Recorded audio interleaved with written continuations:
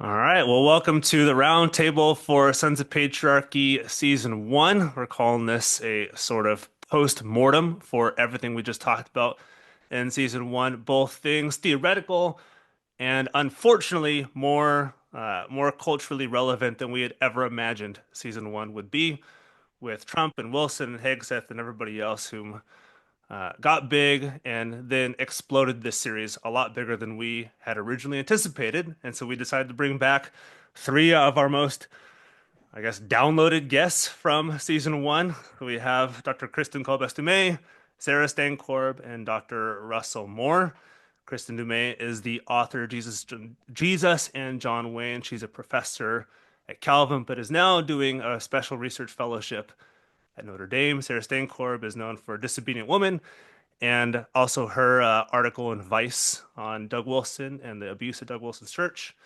And then we also have Russell Moore, who is the editor in chief at Christianity Today and has written a few books as well and is well known in these crowds. And Kristin Du Mez was in The War on the Evangelical Fish, our first episode. Sarah Stankorb was on episode number 2, which is when Vice broke the dam, abuse and secrecy, part part 1, and then Russell Moore was in Apostle to the Patriarchs, and that was episode 2. And so thanks for coming on, all of you, to the post-mortem of season 1. Glad to be Thank here, you. Peter. Thank you. Yeah, thanks.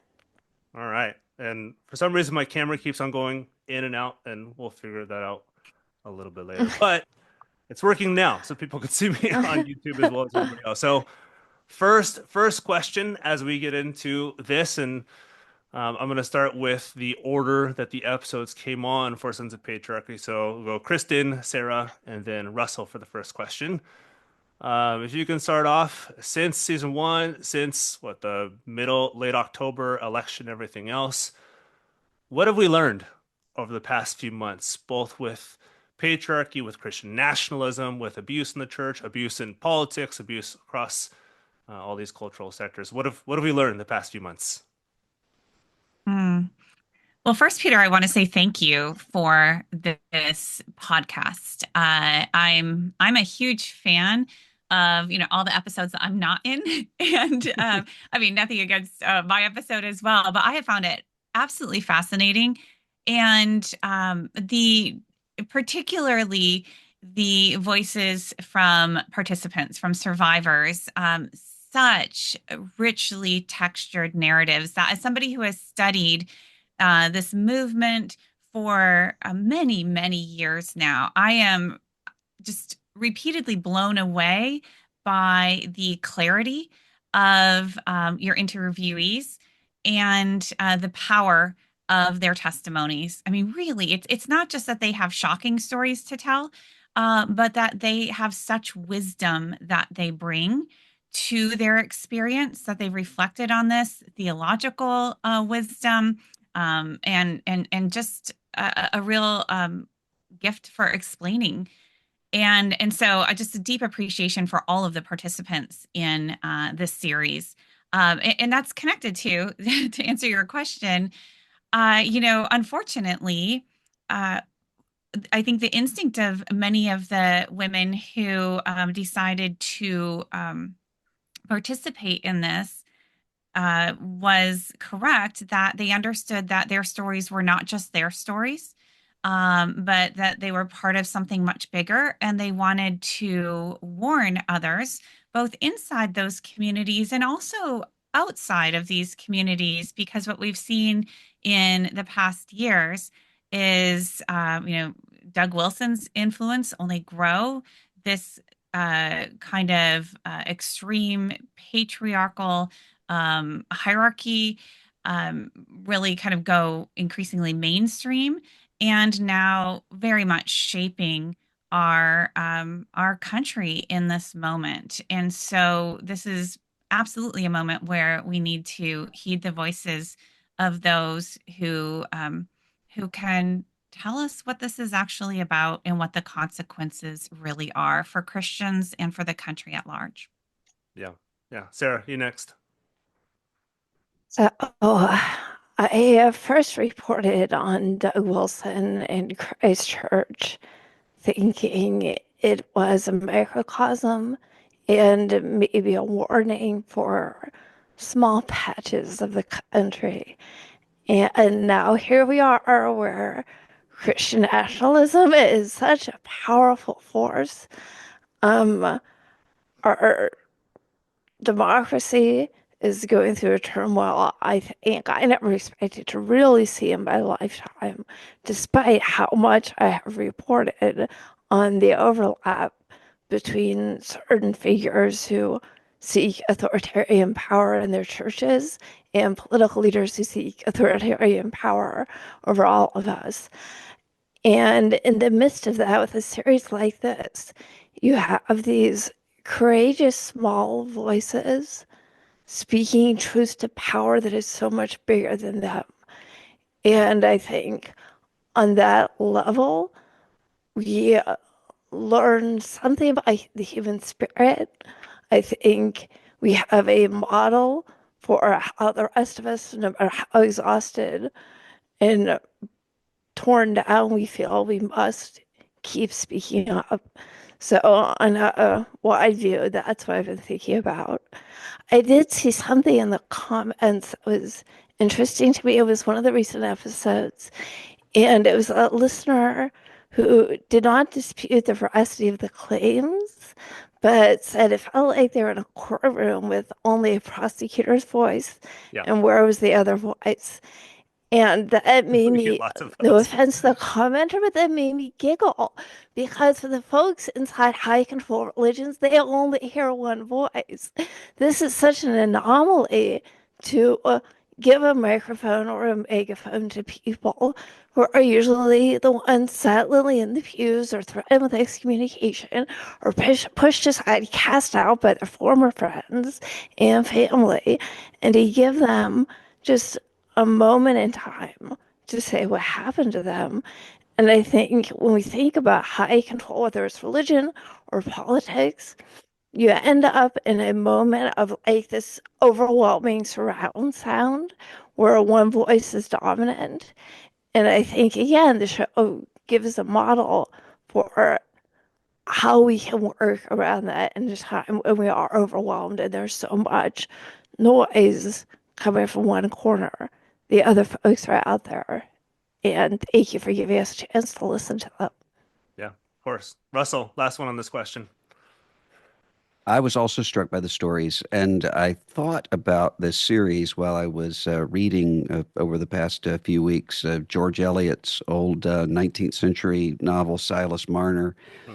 about a man who was essentially exiled from an extreme Calvinistic sect and had to start all over again, finding his life in a new community. And Eliot talks about the fact that he was in many ways disinherited and had to come to life again in this very slow sort of process of unlearning some things and making new connections and learning new things. And I thought how similar that was to many of the stories being told in the series of people for whom that had to be very difficult to even start to sort through Oh yeah. what happened, why, what does this have to do with someone else. It really is an extraordinary human drama as well as a religious and political one. Yep. So I'm going to snake through this one. So we started with Kristin. So we'll end with Kristin on this next question and start with Russell. And the next question we'll start with Sarah. So I'm going to try to mix it up a little bit as we go through this. So Dr. Moore, question for you to start off with, and we'll go after that. What's the current political situation? So the inauguration of Trump was on January 21st, 20th, one of those 2 days. What has it taught us about our theological leadings, the church, and culture in general, but then the church more particularly so, in how the church has responded to some of the political events over the last few months?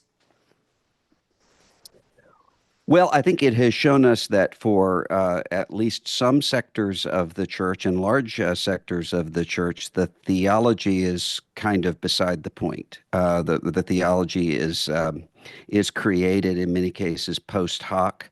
And that's one of the reasons why we see this really bizarre sort of coalition that extends from very creedally detailed Calvinists all the way over to New Apostolic Reformation Pentecostal types. And it seems to me that one of the things that we're seeing is that there's been a marked marginalization in terms of actual political power since the days leading up to the election of the kinds of Christian nationalists that we're talking about here. They have a huge megaphone, but the people who seem to be actually around the president and in the halls of power are increasingly Pentecostal and able to speak with a supposedly direct word from God about the anointing of these various political places. So I think there's a morphing going on, and I don't know where it's ultimately going to lead. Yeah, yeah, I'm almost done with Catherine Stewart's Money Lies in God. Oops, my video just went out again. It'll come back. Um, and I'm interviewing her in like a week and a half or 2 weeks about her book as well. And it's funny when all the Christian nationalists kind of decried Paula White as being the White House faith correspondent or faith leader, whatever it is. And all of us are like, well, of course that's what's going to happen. That's she's Mhm. a super well known and part of this movement too. But it's like the least common denominator that they'll start off with, and then get more extreme from there. So Sarah, same question. What's the church seeing? What's how's culture reacted to the past few months, more particularly too? So I think the observation that theology is post hoc is really something I'm going to write down and put on a post-it on my monitor because it's something I feel like it explains a lot of what baffles me as someone who's not inside a church community, but it also has to wade through heaps of theology to try to understand what people are telling me. Um, I think since the election and the firings of federal workers, the turmoil with just the security of our basic, financial information, there are a lot of people who are just scared. And when people are scared, they're often drawn to authority figures. And part of that is so you can be in the in group and feel protected. I don't know what that's going to mean, but what I do see just in walking around in the world, and I live in Ohio, doors with a big old poster with Trump after the assassination attempt, blood trickling down his face on someone's front door of their house. I've seen a former student who loves Jesus, mostly posts online about how much she loves Jesus, in a photo next to a cardboard cutout of Donald Trump's head photoshopped onto Rambo's body holding a machine gun. And like none of this is new, but I feel like the idolatry, if I use that word, has become more apparent and more brash. Um, and I think the thirst for power has become more transparent, um, both politically, but I would argue also for those who see their influence in the Christian world gaining. And power is such a justification for so much that they do. And maintaining authority is really the goal here. The rest of it is gravy. The rest of it, whether that's book sales or number of people in the pews, all of that is just part of this broader culture that we're seeing. And I don't know what that means for a regular believer, other than the lines around the camps are getting much more brightly drawn. Yeah. And Kristen, last one for this question. Yeah, I'm thinking about this theology being post hoc. And in a way, yes, I can see that, but I want to push back against that just a little bit. Because I think it depends what we mean by theology. And if we're meeting kind of the traditional theological issues that have long separated various strands of evangelical, fundamentalist, Pentecostal, independent charismatics, right, from each other, then yes, perhaps. But there's more to theology than just that. And what we've seen uniting many of these strands is a theology of power, a theology that through various kind of intellectual underpinnings separates into like those who have God's truth and everybody else, this kind of us and them mentality, theologies of authority and hierarchy and power. And this is where you can see some real connections between Calvinists of the Doug Wilson variety, who have been influenced by Rushdoony's Christian Reconstructionism, and we see that Rushdoony's Christian Reconstructionism combined with charismatic strands in the Seven Mountains Mandate. And so, again, you have this kind of common theological root here that I think has shaped Christians and evangelical Christians in particular across many kind of traditional theological divides. And then the average Christian also consumes various strands at any given point in time, right? They may tune into, a televangelist on Sunday morning and they're listening to Christian radio over here. And then on Facebook, they see a post from coming from Moscow. And so there's, it's a bigger kind of religious and theological orbit, I think. And I see again a lot of kind of common um, uh, sense of theology across those spaces. That said, unity is a lot easier when you have a very clear enemy and a very clear purpose, which they had before the election.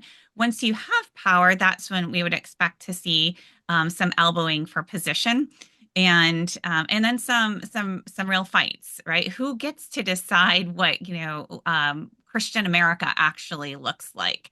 Who gets to be on top, right? There's a lot of egos in the room. And while I'd agree with Russell that those who seem to have a Donald Trump's ear personally tend to be from the charismatic side, when we look at those inside the administration, people like Russ Vogt and others, you can see kind of the other side coming in a bit and look at Project 2025. And when you track some of those networks and alliances, that's when you move away from the charismatic side and into some of these other spaces. But it's really the power of the movement is the power of all of these strands working together. And even though we see some infighting right now, I'm not putting too much stock in that because I think there still is a common vision. And right now, it's not just a Christian America where they're going to be contesting exactly what that looks like, but it is, in fact, the destruction of liberal democracy that still unites many of these folks across these various traditions. And I think that is a project that is ongoing as we speak. Yeah. So, Sarah, I'm going to start with you, since you've done more pointed work on Moscow and some of these church abuse situations. Then I'll go with Kristin and then Russell after that. So, a lot, as you've all shared, to half of our series and their longer episodes too have focused on situations of abuse, women who've been abused, men who've been abused spiritually, sexually, physically, emotionally, in all sorts of different ways, which is kind of how does this affect the ground level? How does it affect the church? These things that come from either Washington or how the church is complicit in a lot of these things as well. So how in this time, especially with how fraught things are, and our whatever our proclivities are or thrust is in the church, how should we care for those who are abused in the church, and whether that be abuse from within the church or they've experienced things outside of the church? And how should our churches respond both to these kinds of reports, these abuse cases in the church when somebody comes up and is accusing somebody else, but then also those who are fearful of surrounding culture, those who are not sure what the future beholds, whether they're minority population, whether they're refugees, whether they're women, whatever it may be. How should our churches respond to this as well? Uh, um, I think honestly, the first step is basic vocabulary. There are plenty of people who don't know what spiritual abuse is. They may have experienced it. They may be plagued with a sense of loss, attachment to God or their church, their community, but they can't put a word to it because they just don't know what that really is. And I think with Sons of Patriarchy and other podcasts and other accounts on social media, people are starting to understand what that is. So that's one thing. Um, I think modeling being a space where people can tell you the worst thing that happened to them and not fear immediate reprisal is huge. I at this point cannot estimate the number of people I have interviewed who have suffered enormous abuse, who, when they bravely step forward, were either blamed, were ostracized, were doxxed, were Mhm. threatened with murder. Like, the toll that you confront, and this is within the church, Yep. is so daunting and painful and ugly. No one's excited to talk about abuse in the church, especially those who are accusing abusers. Rightly so. Yeah. Your life turns upside down. Or you're asked to sign an NDA so that you can never talk. Yep. Most survivors out in the world never tell their stories. Even just showing it can happen, that you can tell the truth safely, is a huge gift to people who may never tell another soul what happened to them. To see that in this world there are places that are safe. Having written a book, the Disobedient Women book, that focuses so much on abuse, almost any time I am in public with that book, someone comes up to me and I see it in their eyes and I know they're going to maybe tell me something, maybe not be able to speak because they're so overcome with emotion. I've had people in their 60s, 70s, 80s tell me something they've never felt safe telling anyone, even within their church that they still love, that they still attend. So opening up those spaces, I've done events with pastors, and that changes the dynamic within the church. That we've brought in someone who's going to show we can talk openly about this. Um, I think being ready with resources as you have been, I've loved hearing you repeat ways to reach out for help and how people can get help.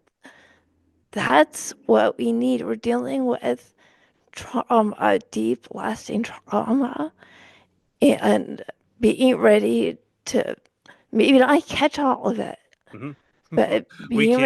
ready Yeah. to just be there and listen is a huge gift. And I think as we enter a time where a lot of people are also facing tremendous trauma, the churches that are standing up and suing for their right to offer sanctuary to refugees, they're doing similar work. They're creating a space that is safe to exist. And and this is a non-believer talking, but I see a whole lot of space Yep. for the churches to step up and do something incredible for this country. I hope they do. Yeah. Kristen, same question. Everything that Sarah just said. Um, those of us who have spoken out publicly on the issue of church abuse carry dozens, if not hundreds, of stories that are not public. And these are horrifying stories. And so, what we actually share and discuss really is just the tip of the iceberg. And the question was how to care for survivors, for victims of abuse.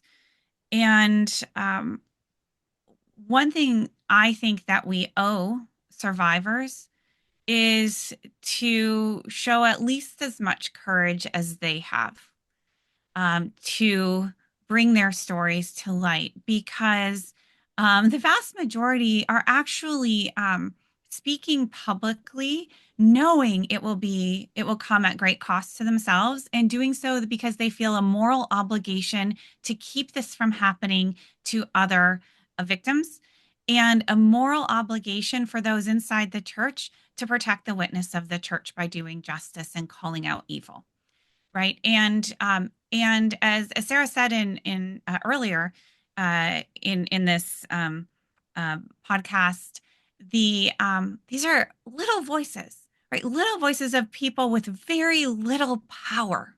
I mean, they're strong voices, but these are people who do not have platforms. No. These are people who have often been driven out of their homes, their hometowns, their churches, and their own families in some cases. And still, they have had the courage to speak truth to power, again, at enormous cost to themselves. And so when I look at them, I think that we, the rest of us, whatever our role may be, have a moral obligation to do no less. And I will say that I've spoken over the years on a number of controversial topics, and all of my work doesn't always win me all kinds of fans in certain spaces, but nothing that I have addressed has brought about the same kind of vicious attacks as when I have spoken out on sexual abuse of women in churches. I mean, hands down. And that's just something worth reflecting on. So part of my concern right now in this current political moment is that, yes, people are afraid. And frankly, rightly so. But I have seen how little courage so many Christians had before we were in this perilous moment that we find ourselves in politically. And when there really was not much to lose. And now I think the further that we get into this administration, the more each of us may have to lose. But that doesn't get rid of our obligation to do what is right. And so I think that the best way of caring for survivors and honoring them is simply to do what we are called to do in every situation, which is to speak truth and to do justice. Yeah. Russell, last one on this question. I agree with that. And I think one of the things that we've seen over the past several years is the way that there has been overt and covert retaliation against those who tell their stories and those who stand with them. And usually that goes on for years, sometimes a decade and more. After the story has been told in a number of ways. Some of it is in terms of kind of social media mobs and so forth. Some of it has to do with lawsuits. And I know many people who have come forward, told their stories, who are now being sued in cases where quite likely they will win. But even if they do, they're tied up for years. Yeah. And as one person said to me, I also have to now go back and repeat this very traumatic story over and over and over again. Um, the financial devastation of it, the emotional devastation of it, and then probably even most of all, the spiritual devastation of many people who have told their stories or have said we ought to listen to the people who are telling their stories are themselves designated as divisive and as those who are disturbing the unity and sometimes using concepts such as the more you do this, the more that you're hurting the missionaries. who are sharing the gospel around the world because people won't give, and that means you can't send, and that means people can't hear. And that's a really uh, psychologically paralyzing sort of tactic that's often used. I was going to ask what still needs to be done, but that doesn't seem quite like the right question on this.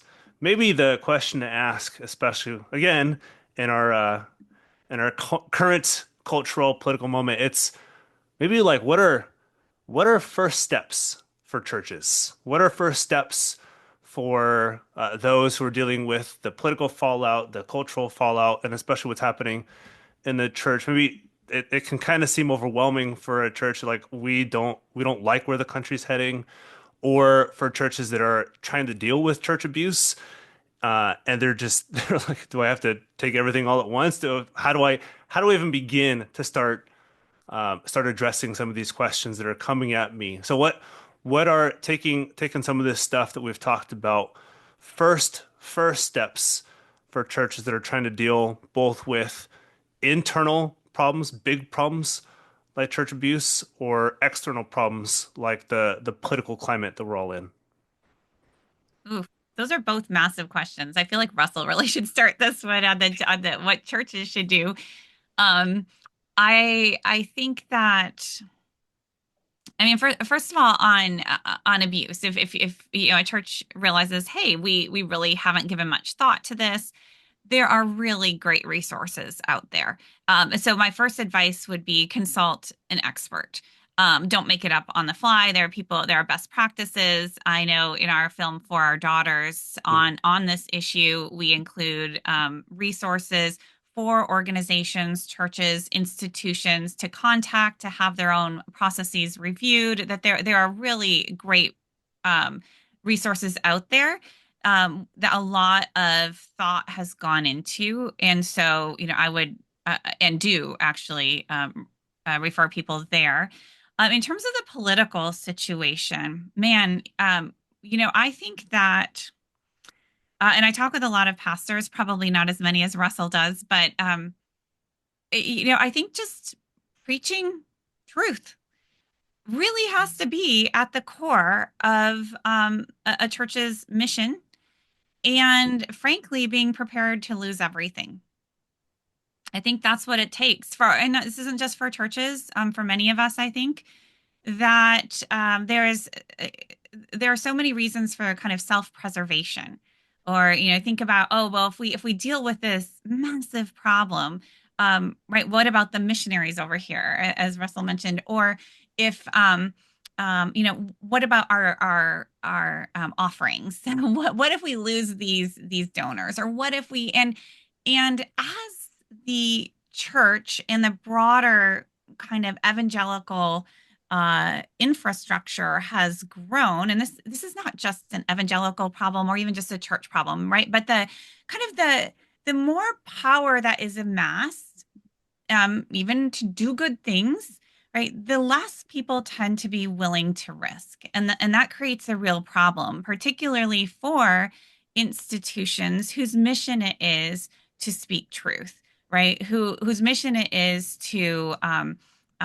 present biblical truth to the best of their understanding, when we know from the Bible itself that some of the teachings will be unpopular, and some of the teachings, as we try to faithfully interpret these teachings, will not please people with power. I mean, that's kind of at the heart of the gospel, through and through. And that sometimes what must be said is not conducive to a successful fundraising campaign, right? I mean, we just have to acknowledge this, and have church leaders and members willing to proceed, not recklessly, very carefully and cautiously, but also courageously. And again, I think the key, what I found in my own work, is right up front, really kind of becoming okay with as best you can the possibility that you could lose everything. Yeah. Otherwise, I don't know how you do what has to be done in times like these. Yeah. Russell, same one. And maybe like Kristen said, focus a little bit more on the political situation and what our first steps forward are for those who are freaking out right now. Well, I think the primary issue is psychological because there are people who are overwhelmed, as you mentioned, exhausted, demoralized, ready simply to give up. And I think one of the things that you see happening in local congregations, and this has been happening for quite a while with politicization, also with abuse, also with racial questions Mm, is the fact that a very small group within the church or the denomination or whatever it is often working with a completely different psychology than the rest of the congregation or the rest of the denomination. And for lack of a better word, normies don't understand that. And so what happens is you have a pastor who I know, a pastor who simply asked his congregation to pray for the family of George Floyd after the murder of George Floyd, mhm. who was then labeled a critical race theorist, which in this case was just absurd. And this was happening for so long that a couple things took place. One is the pastor started self-censoring about anything that might, just because I don't want to deal with it on Monday.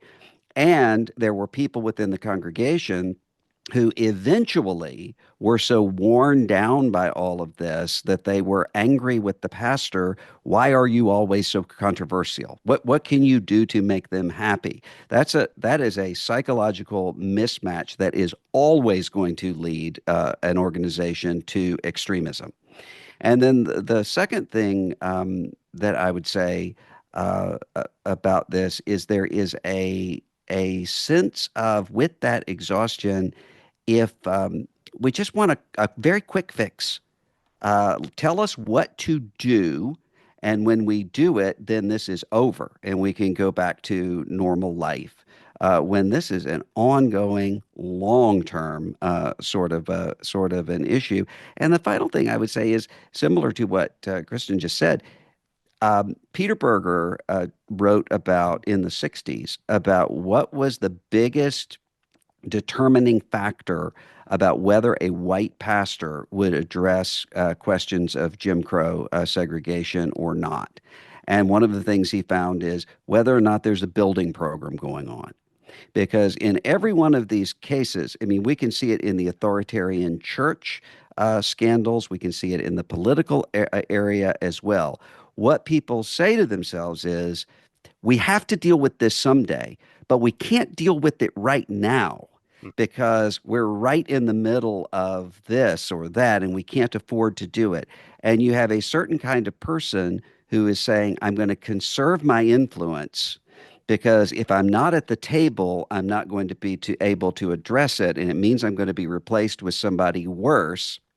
And so the minute, though, you do address it, you're by definition no longer at the table in these sorts of authoritarian structures. So it means these things can never be addressed. And so you end up with a situation where someone would say, well, someone has to deal with this, but it can't be a Liz Cheney type. Well, Liz Cheney wasn't a Liz Cheney type until she dissented. And Mhm. then, so the very definition of using the influence means that people are going to say you're not the right one to use that influence, and that happens all the way down to congregations of 30 people, just as much as it does in the United States government. Yep. Amen.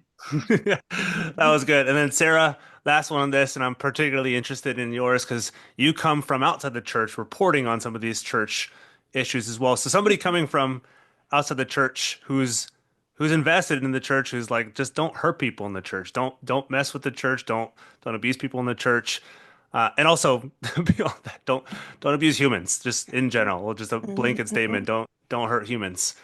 Um, if you can help with some of this stuff too, especially with some of your reporting and those you've talked to, because you are highly regarded in these spaces because of some of your work too. So if you can talk to those churches and pastors who are trying to figure out what do I do? I will, hold on. I will admit to being impatient with this question. Not that you asked, Yeah, but that it still needs to be asked. yeah, We are so far past the point of people needing to learn first steps.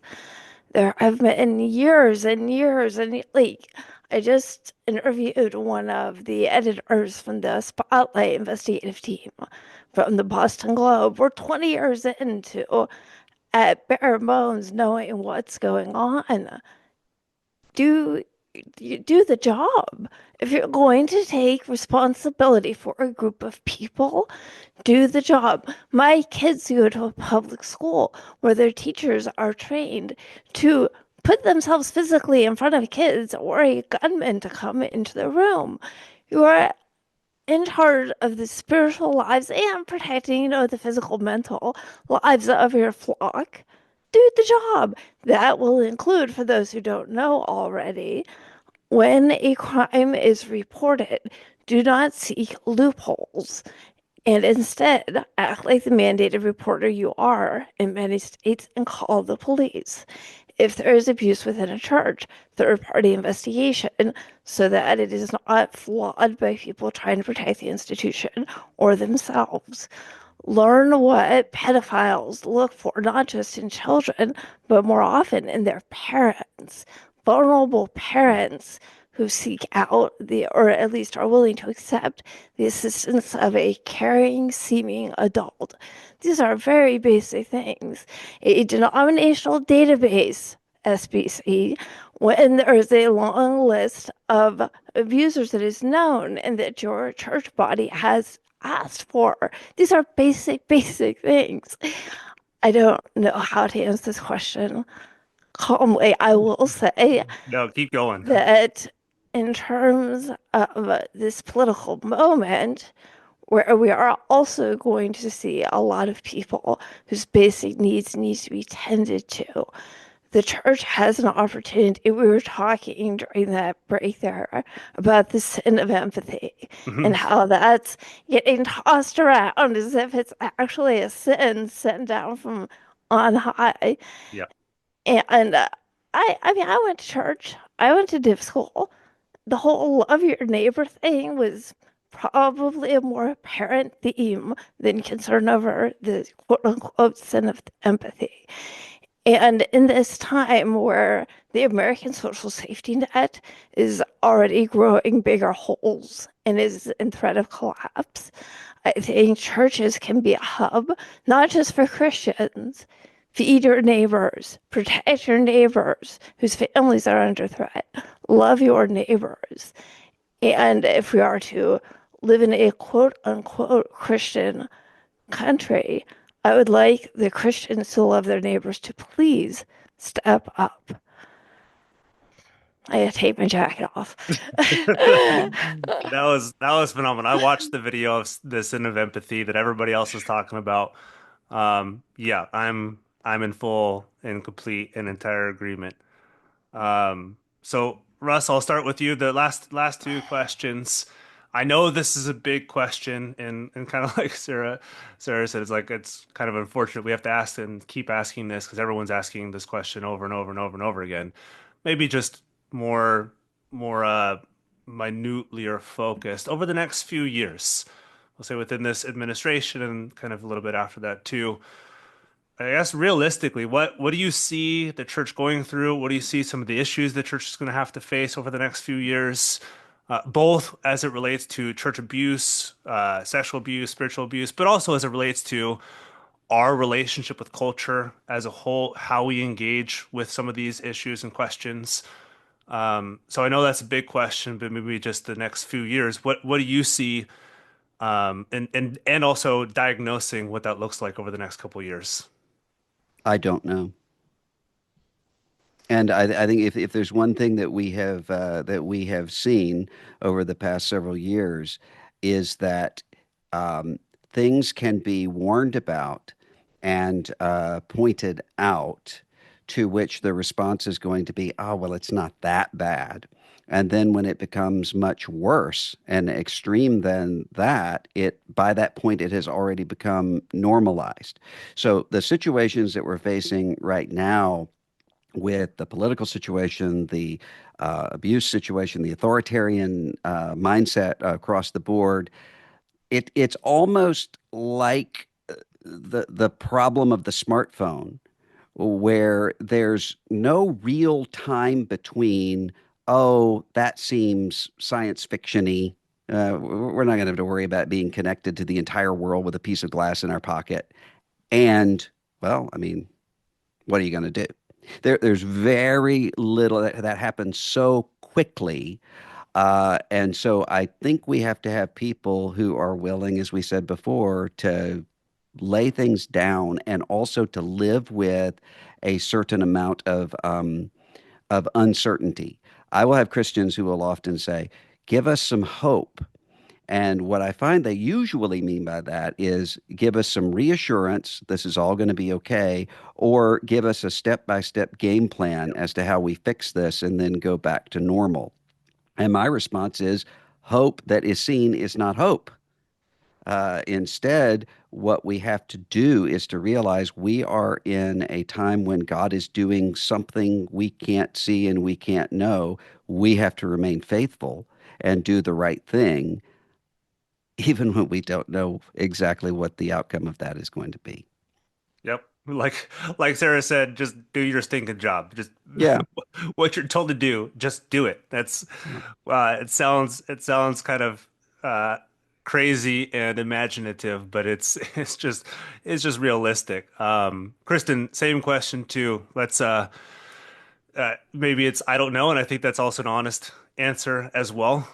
What do you see over the next few years for the church politically, culturally, when it comes to abuse? Some of these big questions that Christians and pastors are trying to wrestle with. First, I'll say that I'm often uncomfortable, always uncomfortable with the language of the church. Yeah. And I mean, Russell kind of gently pushed back a little bit the first time you used that to talk about kind of various Yep. church responses. But that is the way that I often see that term used is by people wielding power, who are taking it upon themselves to define the church and then to direct the church in ways that I sometimes find problematic, um, uh, or to conflate the church as the spiritual church, the body of Christ, with their little religious empire, Yeah. right? The church that they happen to inhabit or lead. That is very, very common among evangelicals. I mean, Catholics also, right? But Mhm. the church. Um, so I think we have to disconnect the church as a spiritual entity from any kind of earthly manifestation of it, and then hold that as an ideal of, what does it mean to faithfully follow Christ? And so, if we look at what that might look like in the coming years, it may actually be quite disconnected from many religious institutions. Again, uh, organizations or individuals with power, when there is a threat, the natural tendency is to preserve that power. And there's all kinds of righteous excuses that we can come up with. Individuals, right? We have the same kind of survival instinct, but I think it can be a little bit easier for individuals to say, I'm. This will be an act of courage that I feel called to do, without the baggage of, oh, but what about all of the people, or the mission or the witness, right? Which is to say, in as much as I can think about the church in the coming years in this country, I I know that historically Christianity, faithful Christianity, has often thrived when it is on the margins. So in that respect, I would look for that to be thriving, not at the centers of power, not at the centers of Christian America. That's where I would expect a lot of corruption to be happening and a lot of damage to be done, as we're already seeing. Um, so, um, yeah.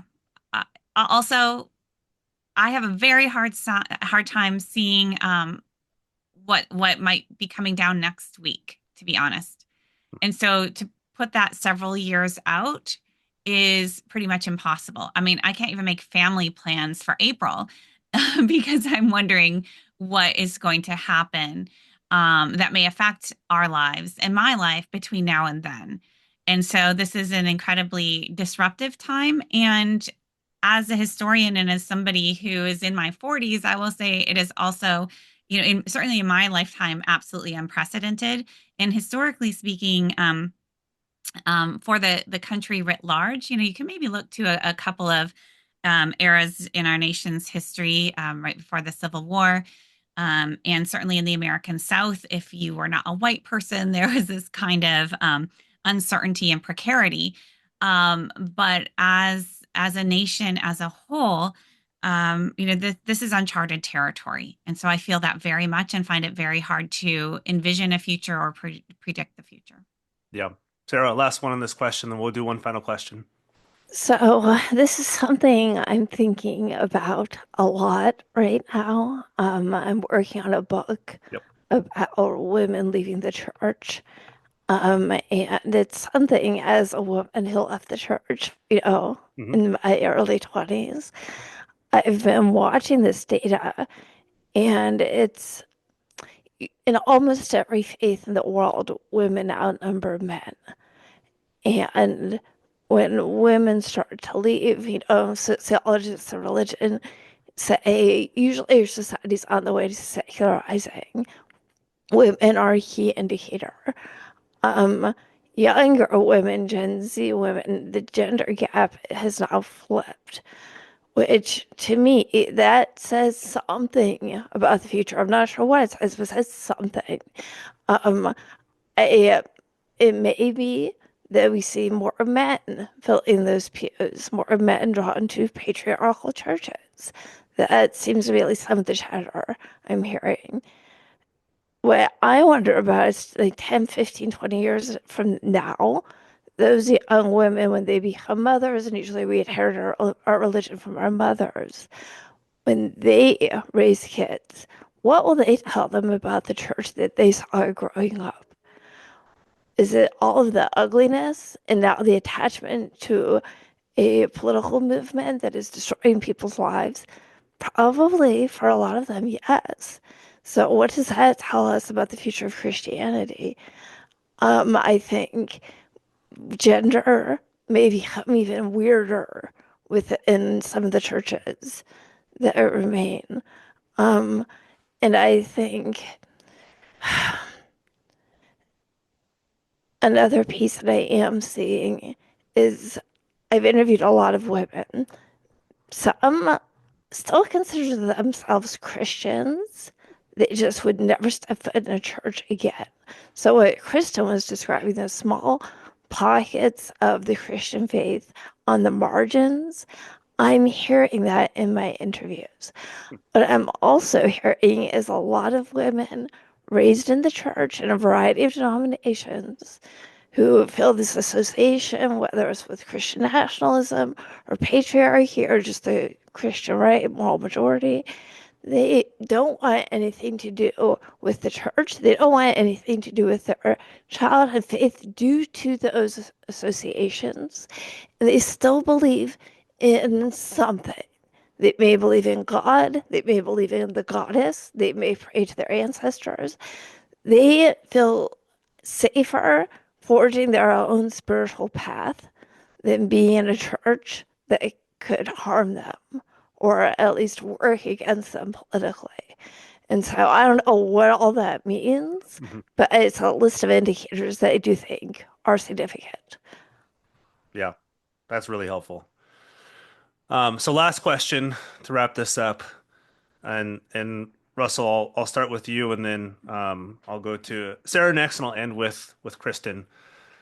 Um, and I was talking about this when my video cut out, but I'll end it with this.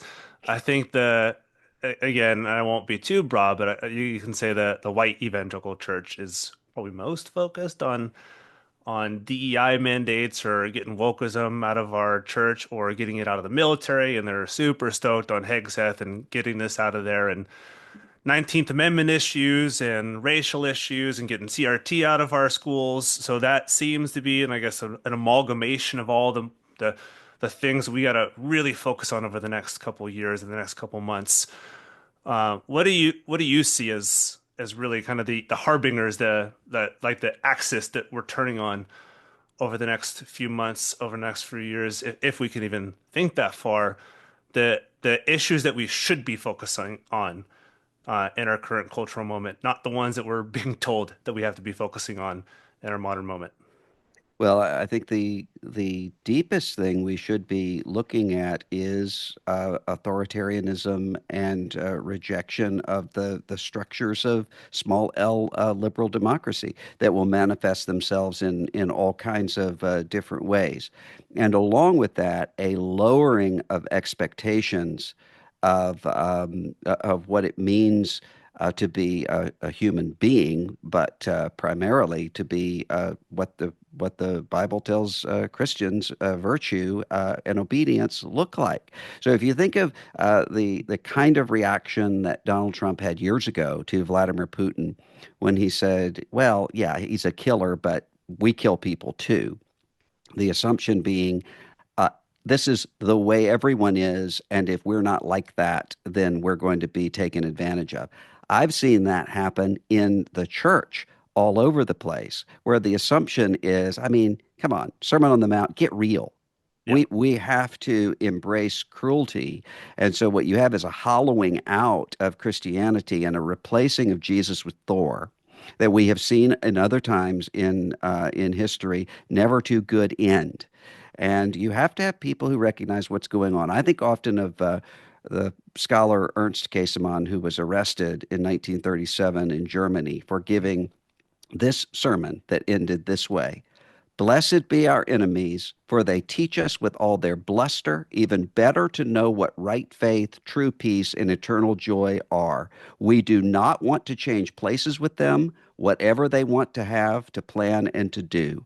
Other lords besides you rule over us. Certainly we know it, and discern it afresh every day, but they hold rule over what is merely the dust of the earth, and they themselves clearly know that, and that knowledge makes them furious. I think we have to recognize that now. Hmm, that's good. Sarah, same question. What should be biggest on our radar over the next few months and years? I mean, I'm revealing my bias here, Yeah. but I'm very worried about the truth tellers. Yeah. They are a major threat to authoritarians. Um, Whether it's being squeezed out of, the White House press pool or being attacked online. Um, Honestly, it's a lot of the same weapons that have been cast at abuse survivors that are also being thrown at journalists. Um, like Dr. Moore was saying, it doesn't matter if they lose when they sue or threaten to sue you. Hmm. What matters is that they make it costly, they make it taxing to tell the truth. We already live in a time where there are some newsrooms that can handle covering religion and the delicacies there, but it's not broad. And so if those who are in those spheres who do understand these intersection points between religion and what's happening politically, when they're silenced, I think we're all in quite a bit of danger. And I think you, Peter, in this podcast, you're a special case. Um, I've read a lot about bloggers in the early days of the internet who took to the online world to expose what was happening. And they did so before the reporters could get those stories through the legal team. And then we relied upon them in order to get those stories out there. I don't know, maybe podcasters are one of the new fronts in this. And that's not to say you are immune to threat of lawsuit or any Mhm. of that other fear-mongering stuff, but you're doing it anyway. And I think seeing that it's bolstering to the rest of us out here trying to do the same work from other angles. So just thank you for that, and thank you for the survivors who filled up this series because all they have on their side is the truth, Mhm. and they leaned on it, and that's something that matters to me. Yep. Yeah. It's 1000% them. It's very little me. I just hit record and then Mm, publish it. So they do yeah. all the hard work and went through all the hard work and then still go through hard work. And I just happen to be the one who they talk to. So Kristin, last one on this question. Oh, I've kind of been swept up in the answer, so I'll only have a hazy memory of the question, but I'll just talk on related Yeah, themes. like what should we be focused on versus what we're told we should be focused on? Okay, thank you. Okay, that's a helpful focus here. Um, I think that it is a really good question because part of what we are living through that is so bewildering right now is a massive experiment in propaganda. And I mean, for those of us, kind of truth tellers who try to write books that are 100% accurate, that submit our own work to fact checkers and then thorough legal review and try to get every fact right and every interpretation as accurate as it can possibly be. Right, that is not the name of the game out there right now. Mm-mm. And I mean, each of us here has had multiple allegations thrown at us, smear campaigns against us, and uh, and somehow the other side can get away with this um, daily, hourly. And right now, I mean, if you go onto social media, if you go onto X and any major platform, you will see the propaganda machine at work. And it now has billionaires behind it. The algorithms are teed into this. And we're out there just trying to say, no, actually, no, wait, not true. This is not accurate. And so what happens now is we are all living in a world in which we no longer can define the terms, right? The terms are defined for us, then we're kind of needing to answer on their terms. I mean, you mentioned things like woke and CRT and even the sin of empathy. What Mhm. we're seeing here is new definitions being concocted in real time. I remember years ago, I was seeing conversations about CRT bubbling up and didn't pay it too much attention.